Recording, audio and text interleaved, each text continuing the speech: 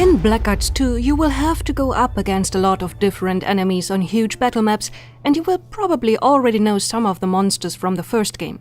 But there are a lot of completely new challenges waiting for you. You will have to bring down 4 wizards that have magically created new monsters.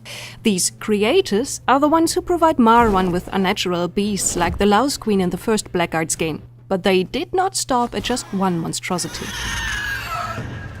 There is Tikatis, for instance, a classic villain without morals, obsessed with the secret of beauty and the art of creation. But himself, he forms disgusting patchwork creatures out of dead flesh. He is the one to create the so-called leapers, bizarre creatures made of skeleton parts and raw muscle. They can jump across the battlefield and crush enemies beneath them, dealing a lot of damage and possibly throwing units off walkways and bridges. If a unit actually ends up trapped underneath, the leapers will suck the life out of them, regenerating their own vitality. Putting all your heroes close together on the same spot can prove to be deadly in a fight against these creatures. Unlike the undead leapers, the sandghosts are made of sand. A man named Adamant created them following an ancient Tulamedian tradition. Sandghosts can attack a single target with a ranged attack of flying sand, or they can create a sandstorm which will knock down several units in a row. In this form, they can move quickly across the map.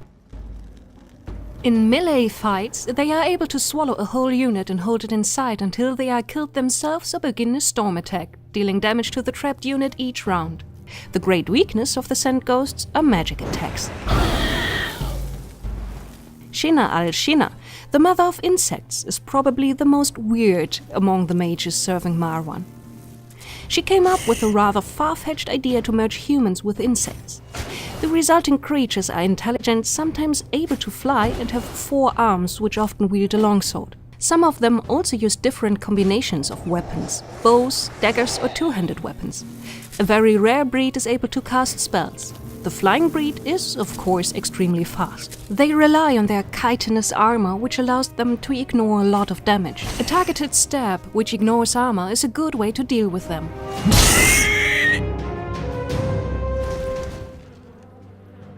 The tree-like creatures called jasper wood have been created by a mage only known as the Druid.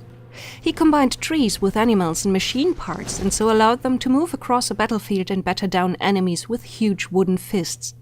Their ranged attack can come as a surprise. They dig into the ground and send metal-tipped roots through the earth. Because of their nature as plants, these tree creatures are extremely hardy.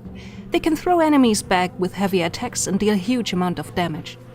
Jasperwood is protected on all sides by beehives, which have to be destroyed before you can attack the tree creatures directly. And the best way to do this is with fire.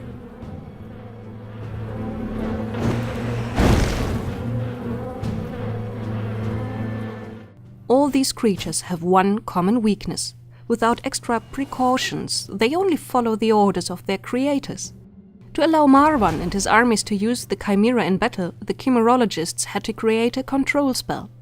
To this end, they built the so-called Hell Organs, music instruments whose sounds force the Chimera, tree creatures and undead monsters to follow the will of the one who plays the organ, as long as he or she knows the melody needed.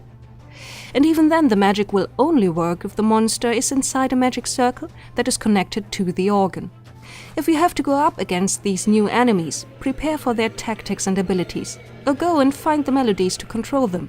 Then you only have to lure the creature into the right position to take over control and use their powers of destruction for your own goals.